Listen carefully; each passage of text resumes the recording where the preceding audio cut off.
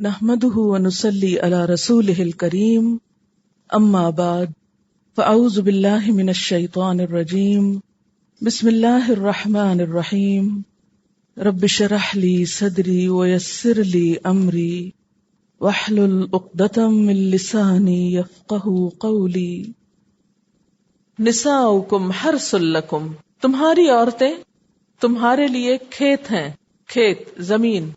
عورت کو یہاں کھیتی سے تشبیہ دی گئی۔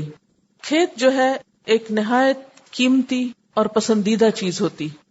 جن لوگوں کی زمینیں ہیں یا جو زمیندار ہیں ان سے پوچھئے کہ زمین کی کیا قدر و قیمت ہے، اور اس بات میں وہ کس قدر فخر اور خوشی محسوس کرتے ہیں کہ وہ زمیندار ہیں۔ یعنی زمیندار ہونا ایک قابل فخر بات سمجھی جاتی ہے۔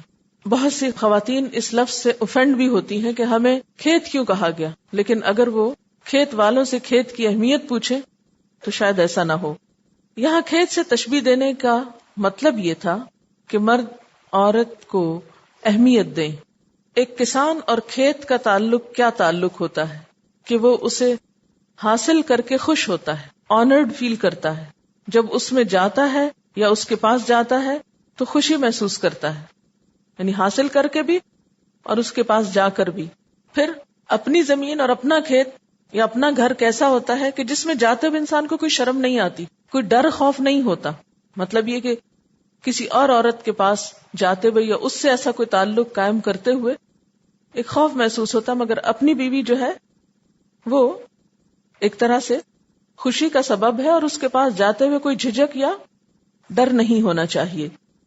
پھر اسی طرح کھیتی کو ویران اور بنجر نہیں چھوڑ دیا جاتا، اس کی کیئر کی جاتی، نگہداشت کی جاتی، اس میں مناسب وقت پر فصل اگائی جاتی، پانی دیا جاتا ہے۔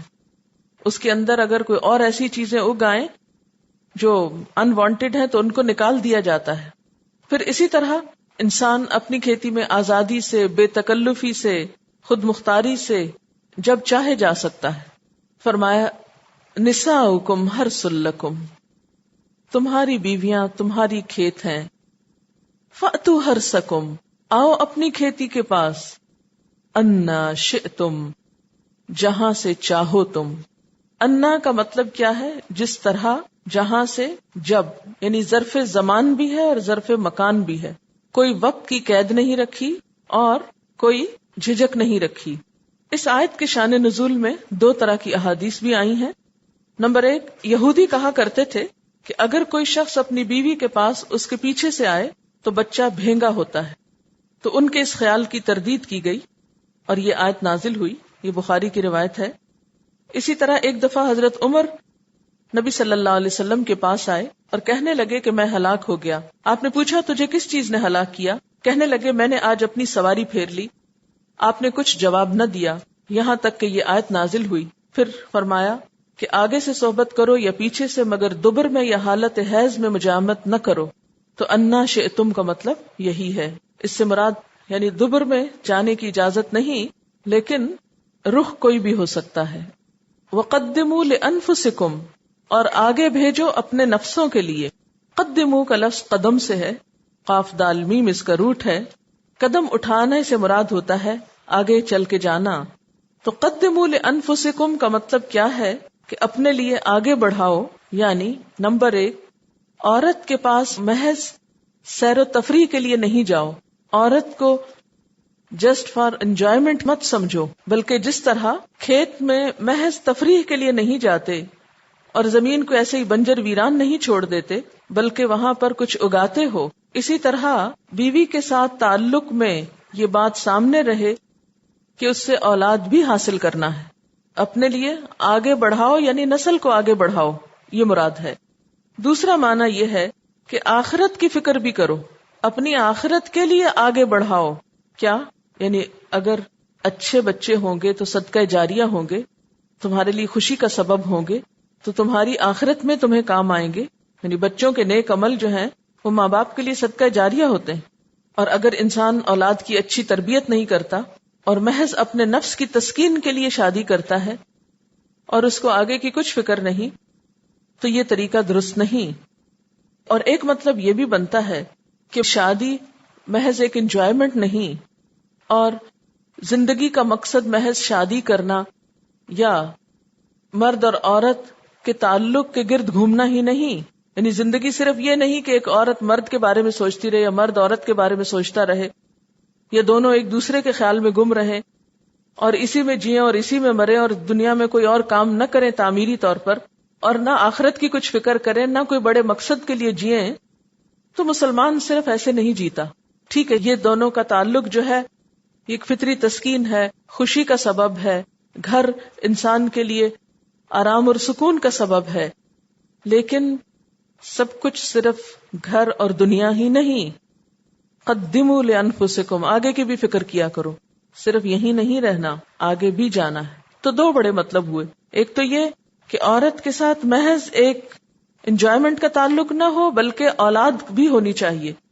اور دوسرا مطلب کیا ہے کہ محض انجوائمنٹ اور اولاد ہی نہیں زندگی، بلکہ اس سے بڑھ کر آگے تم آخرت کی تعمیر کی بھی فکر کرو. واتقوا اللہ، اور ڈرو اللہ سے. اب آپ دیکھیں کہ باتیں کیا ہو رہی ہیں، حیض کی، طہر کی، شادی کی، اور اس میں تقوی. اس لیے کہ ان ساری چیزوں میں جب تک خدا کا خوف نہ ہو اس وقت تک حقیقی خوشی حاصل نہیں ہو سکتی. اور اللہ سے ڈرو. وَاعْلَمُوا، اور جان لو، علم حاصل کرو. کس بات کا؟ انکم ملاقو، کہ تم اس سے ملاقات کرنے والے ہو، اللہ کو جا کر ملنے والے ہو. اگر دنیا میں تم نے ایک دوسرے کے حقوق نہ دیے، شوہر نے بیوی یا بیوی نے شوہر کے حقوق پامال کیے، تو جان لو کہ تمہیں اللہ کو جواب دینا ہے. کیونکہ بسا اوقات مرد شادی تو کر لیتے ہیں لیکن بیوی کا حق نہیں دیتے، اس کو پوچھتے بھی نہیں، اس کو اگنور کرتے ہیں، چھوڑ دیتے ہیں، زیادتی کرتے ہیں. اسی طرح بسا اوقات بیویاں بھی شوہر کے حقوق ادا نہیں کرتی. تو اس معاملے میں خدا سے ڈرو. یاد رکھو تمہیں اللہ کے پاس جانا ہے، کیونکہ حقوق العباد کی بہت پوچھ ہے. حقوق العباد میں کمی کوتاہی کا ازالہ نماز روزہ بھی نہیں کر سکتا. وبشر المؤمنین، اور ایمان والوں کو خوشخبری دے دو. کس بات کی خوشخبری؟ کہ ان کے لیے اللہ نے اس تعلق کی اجازت دے کر ایک خوشی کا موقع پیدا کیا دنیا میں، پھر اولاد دی جو صدقہ جاریہ بنے گی، پھر اگر خود اچھے کام کیے، تقوی اختیار کیا اور دوسروں کے حقوق ادا کیے اور اولاد کی اچھی تربیت کی تو جنت کی خوشخبری بھی ہے. وَلَا تَجْعَلُوا اللَّهَ عُرْضَةً لِأَيْمَانِكُمْ، اور نہ تم بناؤ اللہ کو نشانہ اپنی قسموں کا. عرضہ عین رے دواد اس کا روٹ ہے. ارضا کا معنی ہوتا ہے سامنے، اور عرضہ کہتے ہیں ڈھال کو، کیونکہ ڈھال بھی کیا کی جاتی، جب وار آتا ہے تو انسان اپنے سامنے کر لیتا ہے. پھر اس کا معنی رکاوٹ بھی ہے، نشانہ بھی ہے، آڑ بھی ہے. تو اللہ کو آڑ نہ بناؤ، ڈھال نہ بناؤ اپنی قسموں کے لیے. اور قسمیں بھی کیسی؟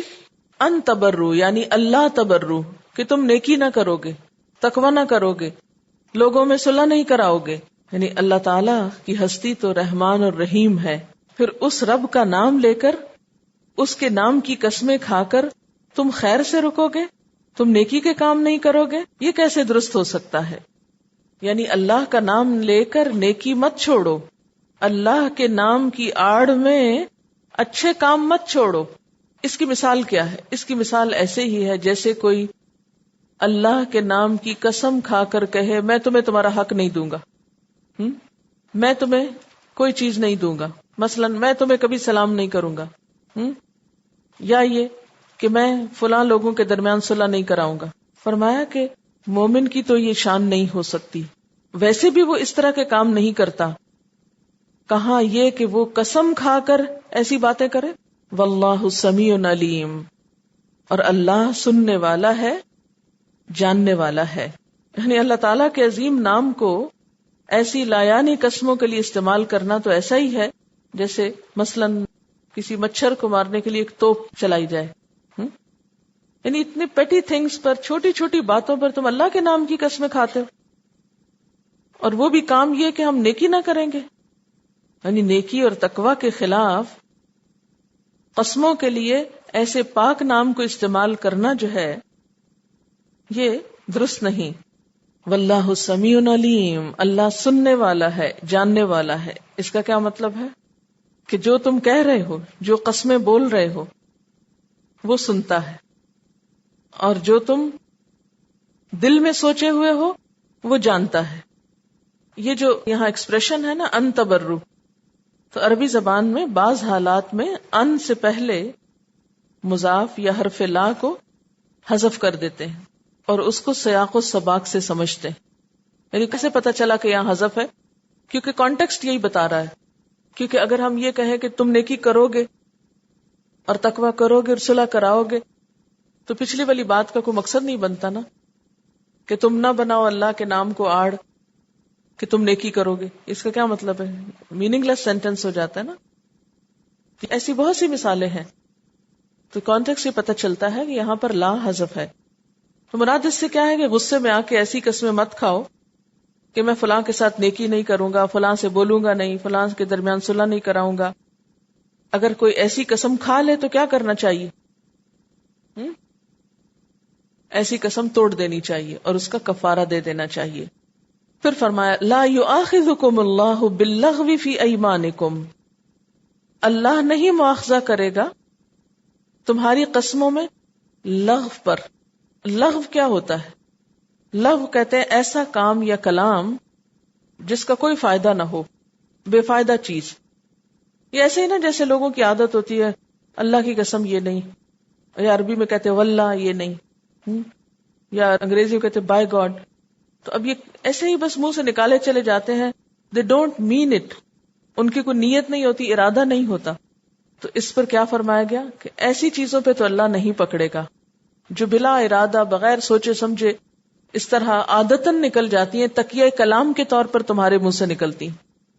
وَلَكِنْ يُؤَاخِذُكُمْ بِمَا كَسَبَتْ قُلُوبُكُمْ، لیکن وہ پکڑے گا تم کو ساتھ اس کے جو تمہارے دلوں نے کمائی کی. کسب کس کو کہتے ہیں؟ کاف سین بے، اپنے ہاتھ سے کی ہوئی کمائی، یعنی اپنی محنت سے یا اپنے ارادے سے کی ہوئی.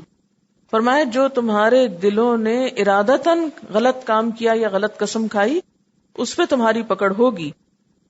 کیونکہ نیت کا بھی اجر ہوتا ہے نا، جیسے اچھی نیت پر اجر ملتا ہے ایسے ہی دل کے بعض اور اعمال پر بھی سزا یا جزا ملتی. مثلا بدگمانی جو ہے وہ کیا ہے؟ گناہ کا کام. ایاکم والظن فإن الظن اکذب الحدیث، بہت زیادہ گمان کرنے سے بچو کیونکہ بدگمانی سب سے جھوٹی بات ہے، کیونکہ اس کی کوئی دلیل نہیں. پھر اسی طرح قرآن پاک میں بھی آتا ہے یا ایھا الذین آمنوا اجتنبوا کثیرا من الظن ان بعض الظن اثم. اے لوگو جو ایمان لا چکے ہو، بچو بہت زیادہ گمان کرنے سے، کیونکہ بعض گمان جو ہیں وہ گناہ ہوتے ہیں. تب گمان کہاں ہوتا ہے؟ ہاتھ میں ہوتا ہے، کہیں دل میں ہوتا ہے نا. اس سے پتہ چلتا ہے کہ دل کی بعض حالتوں پر بھی پکڑ ہے. جیسے اچھی نیت پر اجر ہے، ایسے ہی بعض گمان کسی کے بارے میں غلط طور پر رکھنا، اس پر بھی پکڑ ہوگی. کسی کے بارے میں اچھا گمان کرنا ایک نیکی ہے، اچھائی ہے. اسی طرح کسی کے بارے میں برا گمان، بلا وجہ برا گمان رکھنا، اس پر پوچھ بھی ہو سکتی. تو یہاں پر کیا ہے؟ بما کسبت قلوبکم، یعنی عمدن جھوٹی قسم جو تم کھاؤ گے اور تمہیں پتا ہے تم جھوٹ بول رہے ہو اور پھر بھی اللہ کا نام لے کر تم غلط بات کر رہے ہو، اس پہ پکڑ ہوگی. واللہ غفور حلیم، اور اللہ بخشش فرمانے والا بردبار ہے. قسم کی نا 3 اقسام ہوتی ہیں. ایک ہوتی ہے یمین غموس، یعنی جان بوجھ کے جھوٹی قسم کھانا، جس کا اس آیت کے دوسرے حصے میں ذکر کیا گیا ہے. مثلا ایک شخص یہ کہتا ہے کہ اللہ کی قسم میں نے یہ کام نہیں کیا، حالانکہ اس نے وہ کیا ہوتا ہے. اس قسم کو غموس اس لیے کہتے ہیں کہ یہ قسم اٹھانے والے کو گناہ میں ڈبو دیتی. غمسہ کا کیا مطلب ہے؟ ڈبونا. تو ایسے قسم میں توبہ استغفار کرنی چاہیے، کیونکہ اس پہ پکڑ ہے. معافی مانگ لینی چاہیے اللہ تعالیٰ سے اگر ایسی کوئی بات زبان سے نکل گئی ہو، ورنہ قیامت کے دن محاسبہ ہوگا. اسی طرح لغو قسم تو یہ جیسے لا یؤاخذکم اللہ باللغو فی ایمانکم، جو بلا ارادہ انسان اٹھاتا ہے. حضرت عائشہ فرماتی ہیں اللغو فی الیمین کلام الرجل فی بیتہ لا واللہ. نجی گفتگو میں انسان کا یہ کہنا نہیں نہیں اللہ کی قسم، یہ لغو قسم ہے، یعنی بغیر ارادے کے نہیں نہیں اللہ کی قسم. اسی طرح یہ بھی لغو میں داخل ہے کہ قسم کے وقت انسان سمجھتا رہتا ہے کہ وہ سچ کہہ رہا ہے، مگر بعد میں پتہ چلتا ہے کہ نہیں، وہ درست نہیں تھا. یعنی بعض اوقات آپ ایک چیز کے بارے میں بہت شور محسوس کرتے ہیں اپنے آپ کو اور آپ قسم کھا لیتے ہیں، بعد میں پتہ چلتا ہے نہیں، ایسا تو تھا ہی نہیں. بعض اوقات آپ کہتے ہیں نا میں فلاں کی تو قسم دیتا ہوں، آپ قسم دے چکتے ہیں، بعد میں پتہ چلتا ہے وہ تو بات ایسی تھی نہیں. تو لغو قسم جو ہے اس پر پکڑ تو نہیں، یعنی یہ گناہ میں شامل تو نہیں، لیکن لغو باتوں سے پرہیز کرنا بھی مومن ہی کا کام ہے. کیونکہ قرآن پاک میں آتا ہے وَإِذَا مَرُّوا بِاللَّغْوِ مَرُّوا كِرَامًا، کہ اللہ کے بندے لغو باتوں سے شریفانہ طور پہ گزر جاتے ہیں، لغو میں ان کی کوئی دلچسپی نہیں ہوتی. پھر قسم کی ایک اور قسم ہے جس کا آگے انشاءاللہ 7ویں پارے میں ذکر ہوگا کہ پکی قسم جب کوئی کھا بیٹھتا ہے اور پھر توڑتا ہے تو اس پر اس کو کفارہ دینا ہوتا ہے. قسم کا کفارہ کیا ہے؟ 10 مسکین کو کھانا کھلانا، یا کپڑا پہنانا، یا ایک غلام آزاد کرنا، اور اگر یہ سب کچھ نہ ہو سکے تو 3 دن کے لگاتار روزے رکھنا کنزیکٹیولی. اب جب قسموں کی بات ہو رہی ہے تو ایک خاص قسم کی قسم کا ذکر ہو رہا ہے جو خاندانی زندگی سے متعلق ہے، جو کہ پیچھے شوہر اور بیوی کے تعلقات کی بات ہو رہی تھی، اب اسی ضمن میں قسم کی بات ہے. ایسا ہے کہ اگلا ٹاپک شروع کرنے سے پہلے کیونکہ آگے طلاق کی بات آ رہی ہے تو طلاق دینے کا صحیح طریقہ کیا ہے اور اس میں کیا ٹرمز اینڈ کنڈیشنز ہوتی ہیں وہ تھوڑا سا آپ کو بتاتے ہیں، پھر اس کے بعد آپ کو اگلی آیات سمجھاؤں گی تاکہ بہتر سمجھ میں آئے. تو لام قاف کا مطلب ہوتا ہے آزاد کرنا، اور عقدۃ النکاح، عقدہ کہتے ہیں گرہ لگانے کو. نکاح میں کیا ہوتا ہے؟ 2 لوگوں میں ایک کانٹریکٹ ہوتا ہے، گرہ لگتی ہے، اور طلاق کیا ہوتا ہے؟ اس گرہ کے کھلنے کا نام ہے. تو اس گرہ کو کیسے کھولا جاتا ہے؟ اس کا طریقہ یہ ہے، پہلی طلاق رجی. رجی کا مطلب ہوتا ہے جس میں رجوع ہو سکتا ہے. مثلا ایک شوہر اگر یہ چاہتا ہے کہ اپنی بیوی کو طلاق دے تو اسے کیا کرنا ہوگا؟ یہ بولنا ہوگا کہ میں تجھ کو طلاق دیتا ہوں. ٹھیک؟ اور یہ کب کر سکتا ہے؟ جب بیوی طہر کی حالت میں ہو، حیض کی حالت میں نہ ہو. اس کے بعد کیا ہوتا ہے کہ 3 مہینے تک یا 3 حیض تک عورت کی عدت ہوتی. عدت کا کیا معنی ہوتا ہے لفظی؟ عدت کا لفظ نکلا ہے عین دال دال، عدد سے گننا، یعنی گنی ہوئی وہ مدت جس میں عورت انتظار کرتی ہے کہ آیا شوہر رجوع کرتا ہے کہ نہیں. رجوع کا کیا معنی ہوتا ہے؟ یعنی اپنے لفظ واپس لیتا ہے یا نہیں، یا طلاق کو ختم کرتا ہے یا نہیں. پھر کیا ہوگا؟ پیریڈز آئیں گے عورت کو، پھر دوبارہ وہ پاک ہوگی، پھر پیریڈز آئیں گے، پھر پاک ہوگی، پھر پیریڈز آئیں گے، پھر پاک ہوگی. تو اس طرح ثلاثت قروء آتا ہے قرآن پاک میں کہ 3 دفعہ پیریڈز آنے چاہیے. اس کے بعد گویا 3 مہینے ہیں یہ. ان 3 مہینوں میں شوہر اگر یہ کہے کہ مجھ سے غلطی ہوئی، میں واپس لیتا ہوں اپنی بیوی کو، تو وہ کیا کر لے گا؟ رجوع کر لے گا. اس دوران عورت شوہر کے گھر میں رہے گی. ٹھیک ہے. نمبر 2، شوہر کے لیے زینت کا اہتمام کرے گی. نمبر 3، دوران عدت کوئی شخص نکاح کا پیغام نہیں بھیج سکتا. یعنی یہ عورت ابھی تک اگرچہ طلاق ہوئی ہے لیکن ایک انتظار کے وقت میں ہے کہ آیا اس کا شوہر اس کو واپس بلاتا ہے یا نہیں. ابھی یہ شوہر کے گھر میں ہی رہے گی. اسلام میں اس کی کوئی اجازت نہیں کہ طلاق کا لفظ بول کے اس کو کک آؤٹ کر دو. ہو سکتا ہے وقتی طور پر کسی بات پہ بہت غصہ آ گیا ہو اور آپس میں ناراضگی ہو گئی اور غصے میں شوہر نے کہہ دیا ہو، اگرچہ غصے میں بھی کہیں لیکن طلاق ہو جاتی، کیونکہ محبت میں کوئی بھی طلاق نہیں کہتا. اب اس کے بعد آپ دیکھیے کہ اگر وہ رجوع نہیں کرتا، ٹھیک ہے، اور تیسرا حیض ختم ہو جاتا ہے، پھر طہر شروع ہو جاتا ہے، تو رجوع کا حق ختم ہو جاتا ہے، عدت بھی ختم ہو جاتی ہے، رجوع بھی ختم ہو جاتا ہے، ٹھیک ہے۔ اب عورت کیا ہوئی؟ آزاد ہو گئی۔ عورت کو شوہر کا گھر چھوڑنا ہوگا، عورت نکاح کے لیے آزاد ہے، یعنی اب کوئی اور اسے پیغام بھیج کے اس سے نکاح کر سکتا ہے، سابقہ شوہر یا کوئی بھی نکاح کا پیغام دے سکتا ہے، اور بہتر صورت کیا ہے کہ سابقہ شوہر سے دوبارہ نکاح ہو جائے، یعنی ابھی نکاح پھر ہو سکتا ہے، ٹھیک ہے۔ ایک طلاق کے بعد عدت گزر جائے تو کیا ہو سکتا ہے؟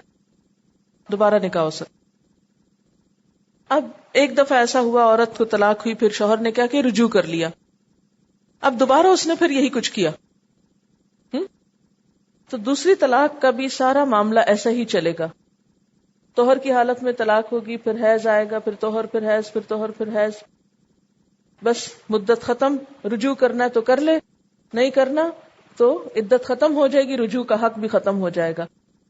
اس میں بھی عورت شوہر کے گھر میں ہی رہے گی، اور اگر دوسری طلاق کے بعد وہ رجوع نہیں کرتا تو عورت آزاد ہے، اس گھر سے چلی جائے گی، کسی اور سے نکاح کر سکتی ہے، کوئی بھی اس کو نکاح کا پیغام اب دے سکتا ہے، ٹھیک ہے۔ اب اگر 2 چانسز ایسے ہو چکے اور تیسری مرتبہ اس نے پھر یہی کر دیا، پھر طلاق بول دی، تو اب کیا ہوگا؟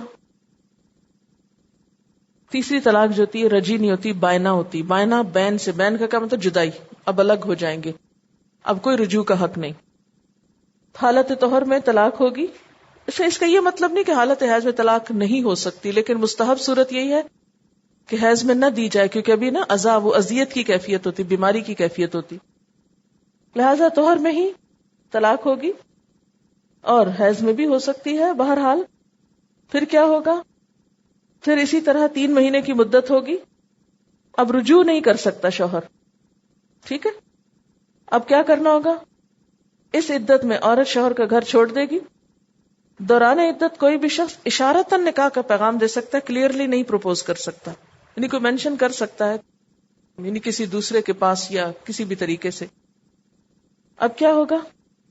عورت نکاح کے لیے آزاد ہے، سابقہ شوہر سے نکاح کا حق نہیں رہا، اب نہیں دوبارہ اس سے نکاح ہو سکتا۔ پہلی اور دوسری طلاق کے بعد پہلے ہی شوہر سے نکاح ہو سکتا ہے، لیکن 3 دفعہ طلاق دینے کے بعد دوبارہ اب نکاح اس سے نہیں ہو سکتا۔ ہاں، سابقہ شوہر سے حلالہ کے بعد نکاح ہو سکتا ہے، لیکن حلالہ کے بارے میں حدیث بہت سخت ہے، حلالہ کی نیت سے نکاح کرنا یا کروانا ناجائز ہے، اور نبی صلی اللہ علیہ وسلم نے اس شخص پر لعنت کی ہے جو حلالہ کرے یا کرائے۔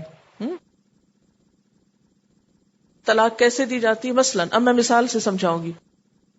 ایک شخص نے ایک عورت کو محرم کے مہینے میں طلاق دی، ٹھیک ہے، حالت طہر میں۔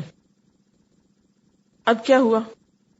اب اس کو پیریڈز ہوئے، اب 1 مہینہ گزرا، محرم، پھر سفر، پھر ربیع الاول گزر گیا، ٹھیک ہے۔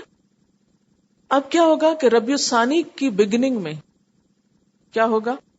جب اس کو پیریڈ شروع ہوں گے تو کیا ہوگا کہ اب اس کی مدت ختم ہو رہی ہے۔ اس میں تھوڑا سا اختلاف ہے فقہاء میں، بعض کہتے ہیں کہ پیریڈ شروع ہوتے ہی 3 مہینے پورے ہو جائیں گے، بعض کہتے ہیں کہ نہیں، پیریڈز ختم ہونے کے دن بھی کاؤنٹ کیے جائیں گے، اور جب پاک ہوگی تو پھر اس کے بعد اس کی مدت ختم ہوگی۔ یہ تھوڑا سا فرق ہے، کیونکہ بعض قروء سے مراد حیض لیتے ہیں، بعض اس سے مراد طہر لیتے ہیں۔ اب آپ دیکھیں کہ اگر کسی نے 1 طلاق کہی ہے اور 3 مہینے کے اندر، یعنی تیسری دفعہ پیریڈ شروع ہونے تک اگر وہ رجوع کر لیتا ہے تو دوبارہ نکاح کی ضرورت نہیں ہوتی۔ اگر رجوع نہیں کرتا، سال بعد پھر خیال آتا ہے کہ بچے رل رہے ہیں یا کچھ اور مسئلہ ہے، دوبارہ نکاح کر سکتا ہے۔ پھر اسی طرح دوسری مرتبہ بھی اگر اس نے رجوع کر لیا تو ٹھیک، اگر رجوع نہیں کیا تو نکاح ہو سکتا ہے، لیکن تیسری مرتبہ نہ رجوع ہو سکتا ہے نہ نکاح ہو سکتا ہے. سمجھ گئے اس بات کو؟ چلیے اب ہم دیکھتے ہیں یہاں پر ان آیات کا مطلب کیا ہے. للذین یؤلون من نسائہم تربص 4 اشہر، جو لوگ اپنی عورتوں سے تعلق نہ رکھنے کی قسم کھا بیٹھتے ہیں ان کے لیے 4 مہینے کی مہلت ہے. یہاں پر ایک لفظ استعمال ہوا یؤلون، الا یألو ایلا، باب افعال سے. اس کا لغوی معنی ہے کسی امر میں کمی اور کوتاہی کرنا، کسی کام میں کمی کوتاہی کرنا. اسی طرح الہ کا معنی ہوتا ہے کسی چیز کے ترک کی یا کسی چیز کو چھوڑنے کی قسم کھا لینا. یہ عرب جاہلیت کی ایک اصطلاح ہے جس کا مطلب ہے بیوی سے تعلق نہ رکھنے کی قسم کھانا، اور تعلق نہ رکھنے سے مراد ازدواجی تعلق ہے. ان لوگوں کے لیے جو یہ قسم کھا لیتے ہیں کہ میں اپنی بیوی سے آج کے بعد کوئی تعلق نہیں رکھوں گا، ان کو وارننگ دی گئی کہ اس تعلق نہ رکھنے کی لمٹ کتنی ہے؟ تربص 4 اشہر، 4 مہینے انتظار. 4 مہینے. تربص رے بے صاد، کسی معاملے کے پورا ہونے کا انتظار کرنا،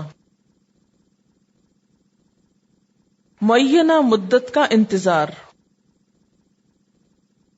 مقررہ مدت کا انتظار، یعنی 4 مہینے پورے ہونے تک انتظار کرنا ہوگا. کس کو؟ بیوی کو. یعنی جو شخص اللہ کی قسم کھا کر یہ کہے کہ میں اپنی عورت کے ساتھ اتنی مدت تک جسمانی تعلق نہیں رکھوں گا، جبکہ وہ مدت 4 مہینے سے زیادہ ہو، تو کیا حکم ہے؟ بس 4 مہینے تک عورت انتظار کرے گی. ایسا کیوں کیا گیا؟ اس لیے کہ اگر یہ ان لمیٹڈ پیریڈ ہو تو عورت کے لیے بہت نقصان ہے. حدیث میں آتا ہے نا کہ لا ضرر ولا ضرار، نہ کسی کو نقصان دو اور نہ نقصان اٹھاؤ. اگر 4 مہینے گزر جائیں اور ان 4 مہینوں میں شوہر کوئی جسمانی تعلق نہ رکھے تو عورت پھر کیا کرے گی؟ حاکم وقت کے پاس جائے گی اور طلاق لے لے گی، اور خاوند یا تو رجوع کر لے گا 4 مہینے کے اندر اندر یا پھر چھوڑ دے گا. فَإِن فَاءُوا، پھر اگر وہ رجوع کر لیں، فاؤ کا لفظ فے سے ہے، فے یہ حمزہ اس کا روٹ ہے، بری حالت سے اچھی حالت کی طرف لوٹنا. فا الظل سائے کے لوٹنے کے لیے استعمال ہوتا ہے. فے ان وہ سایہ جو زوال کے بعد لوٹے. ایک ہوتا ہے نا صبح کے وقت سایہ درختوں کا بنتا ہے، اور ایک کیا ہوتا ہے سورج کے زوال کے بعد جو سایہ ہوتا ہے اس کو فے کہتے ہیں. لیکن یہاں پر سایہ کا لوٹنا نہیں ہے، شوہر اور بیوی کا واپس جھکنا ہے.